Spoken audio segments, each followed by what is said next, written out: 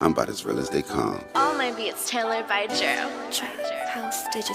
Maserati Rick in Detroit, convertible bird in Miami. Graduated summa cum laude, strip club made a tsunami.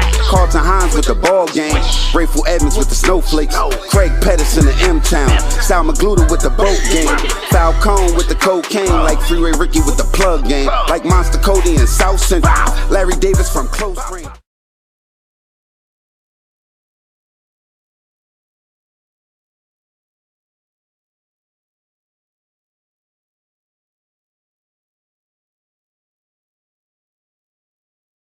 I'm about as real as they come. All my beats tailored by Joe. House Digital. Maserati Rick in Detroit, convertible bird in Miami. Graduated summa cum laude, strip club made a tsunami. Carlton Hines with the ball game, Grateful Edmonds with the snowflakes, Craig Pettis in the M-Town, Sal Magluta with the boat game, Falcone with the cocaine, like Freeway Ricky with the plug game, like Monster Cody in South Central, Larry Davis from close range.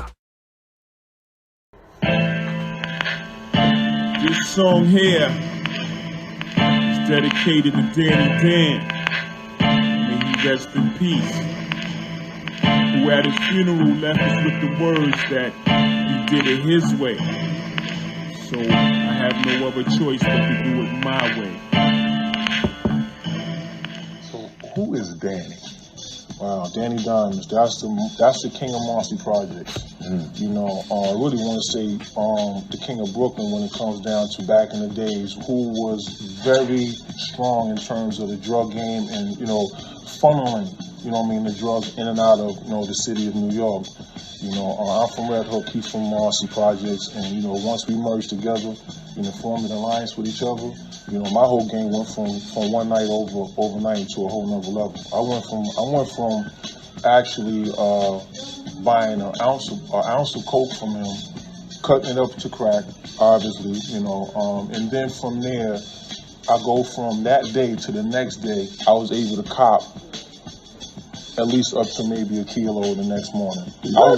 I grew up in around the 80s, right, around in Marcy projects in Brooklyn, which is really tough neighborhood. And that was like, for the first time, we had, our whole neighborhood got hit with a big crack epidemic. No one had never seen anything like this. And so I grew up in the middle of a time where there were young guys, 15, 16 years old, with Uzi machine guns in the project. So imagine this, like normal day, kids outside playing double dutch and ice cream truck going by, and then guys come running by shooting. Like that would happen.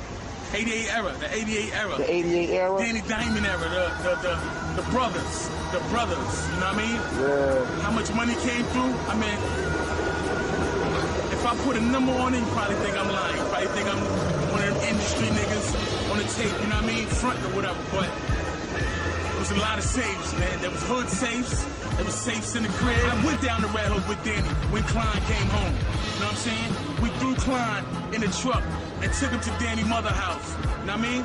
I was there when Danny said open the safe, you know, give him 10 stacks, 10 G's to go shopping with.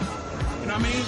Contrary to what anybody believed, you know, back then in the 88, 10 G's, that was some cake. You know what I mean? 10 G's to go shopping with, you know? And after he went shopping, gave him a brick. You know what I mean? First he gave me 10 stacks, told him to go shopping and said, you know, pick out some real estate.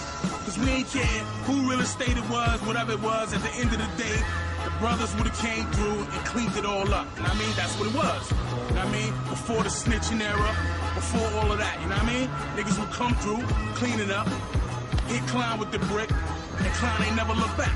He said, like, yo, my free don't catch me, you just don't catch me, whatever, it is what it is, you know? But I wound up being like, I hate to say an overnight success though, man, but in less than 24 hours, man, I was at a jump. Klein was a good dude. He still is a good dude, you know what I mean? He used to fuck up a lot too now. Don't get me wrong. Look at me, yeah. I'm telling the story. He used to fuck up a little bit, then he used to get his ass a little bit. But for the most part, he was a good dude. Klein was a good dude. He was like, Danny would call him like a general. Danny would say, though, Klein, that's one of my generals, you know what I mean? But we didn't try to get into those titles and stuff like that there. But I heard Jay-Z mention something about Danny in one of his rhymes. Said come through like Danny Dan. Let's talk about Klein in a couple of his talking rhymes. about Jay, I'm gonna touch on this a little briefly because I do remember something happened back in the days. Danny was coming out of 535 old building, and I was waiting for we were supposed to make this connection over here on the other side. This cat named Jay. He's driving a Ferrari. Way back then he had a Ferrari. Him and this girl, big time drug dealer, back on the east, back on the other side. And I had a meeting. We were supposed to have a meeting with him, and we were running late.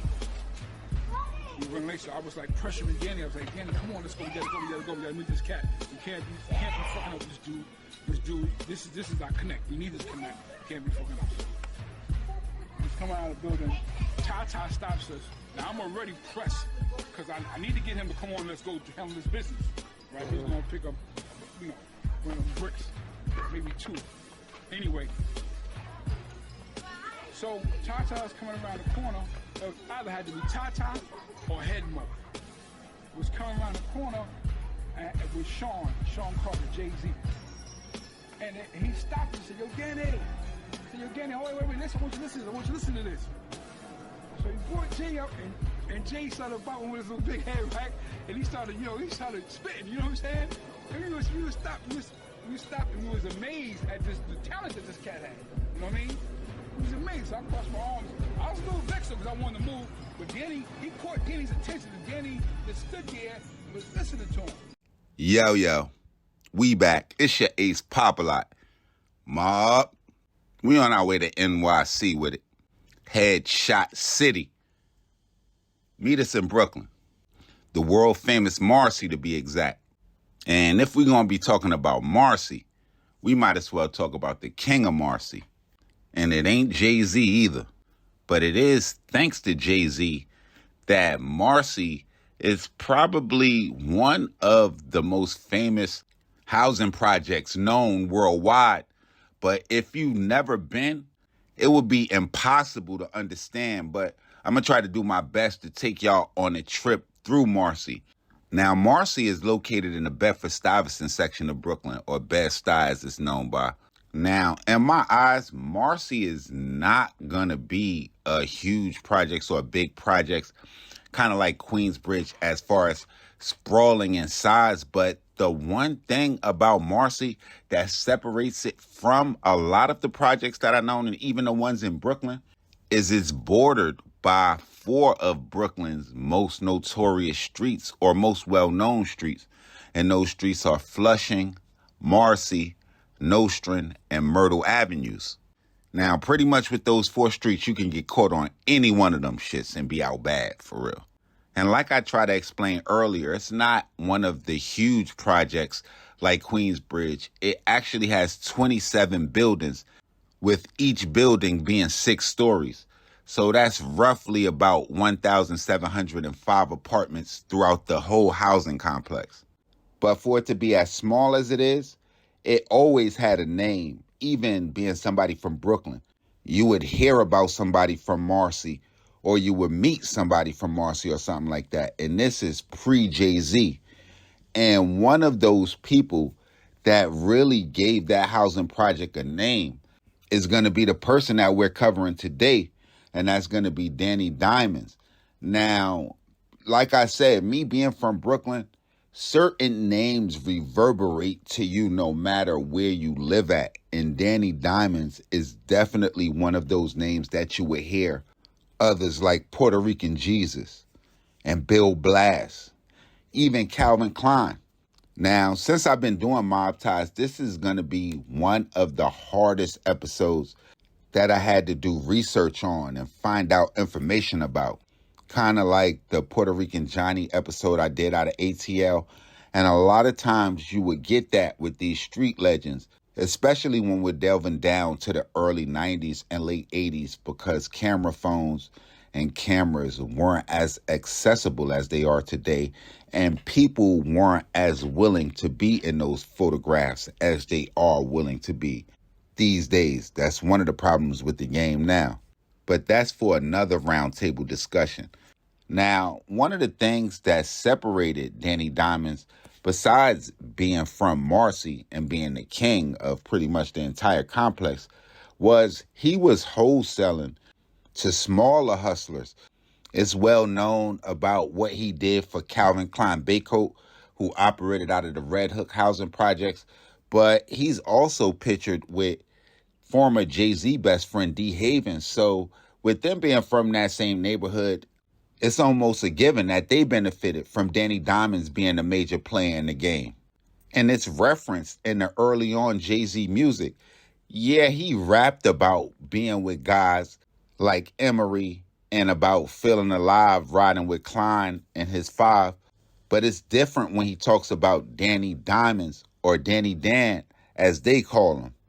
In the early on, more kind of grittier Jay-Z days, he rapped almost about the idolization that he had for Danny Diamondz. That's how much of a big figure that he was. And not that Jay-Z was the huge megastar that he is today, but he was in that housing project. So when you have a person like that, they're almost like God. When you hear their names, it's like everybody heads turn. And unless you ever been in the ghetto where the drug dealer was the hood celebrity, I couldn't explain it enough to make you understand. Though not a lot is published or known about Danny Diamondz, it is known that at some point in time during his hustling days, he would get into some kind of altercation with another gentleman inside Marcy. And during the course of that altercation, the other gentleman would end up being shot. And that would result in Danny Diamondz ended up doing 5 years in prison as a result of the shooting. And as any experienced public housing veteran knows, that once your family is involved with a crime or violence inside the housing project, somebody is charged, a lot of times they kicking you out of that housing project. So that incident will force Danny Diamondz and his family out of the Marcy housing projects, the place that they lived for over 20 years, and they would essentially move to a house on Essex Street where Danny Diamondz would become larger than he ever been in the projects. Along with his brother and workers like Calvin Klein Baycoat, he would essentially go on to take over parts of Brooklyn as far as drug sales are concerned. And for his name to be known like it is, he didn't have a long reign like some other people did in the game, because he would end up dying at some time before 1996. I could not find a lot of details as far as the year or the specific time of his death, but I did find that the cause of his death was because of an auto accident. And if you ever heard stories about Danny Diamondz and the cars that he owned, that's not really surprising to me. So the next time y'all listening to that throwback Jay-Z and y'all hear him talking about still spending money from 88, y'all know exactly where some of that money came from. Now, y'all make sure y'all follow me on Instagram, on Twitter, POP_A_LOT. Y'all hit the red subscribe button right under this video so y'all know when this real trill spill shit is dropping. And y'all flood the comment box below. Y'all let me know what cities we haven't been to, what gangsters we missed, what stories we got to cover, and all that. I'm going to be back with some more ASAP. Shit got Popalot. Mobb gang.